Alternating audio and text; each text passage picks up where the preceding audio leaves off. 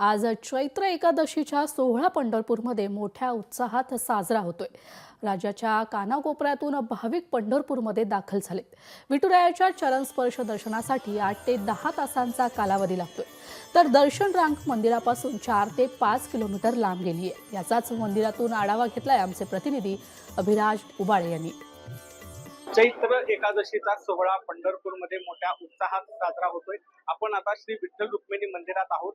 हा देवाचा गाभारा आहे आणि आपण या ठिकाणी पाहू शकतो हे विठ्ठलाचं सावळं रूप पाहण्यासाठी राज्याच्या कानाकोपऱ्यातून भाविक आज पंढरपूरमध्ये दाखल झालेले आहेत। सकाळपासूनच देवाची नित्यपूजा महापूजा पार पडल्यानंतर भाविकांना 5:30 वाजल्यापासून दर्शनाला सुरुवात केलेली आहे आणि पदस्पर्श दर्शनासाठी भाविक जवळपास गोपाळपूरच्या दर्शन रांगेतून देवाच्या गाभाऱ्यामध्ये येत आहे।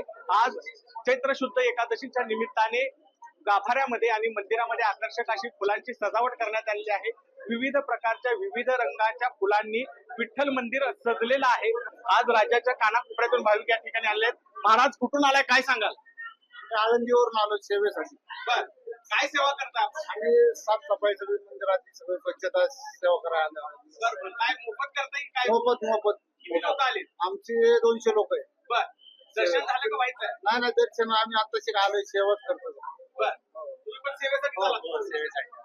पंढरपूर असो किंवा राज्याच्या कानाकोपऱ्यातून भाविक दर्शनासाठी आलेले आहेत आणि दर्शन रांगेमध्ये उभं राहून भाविक विठ्ठलाचं दर्शन घेत आहेत।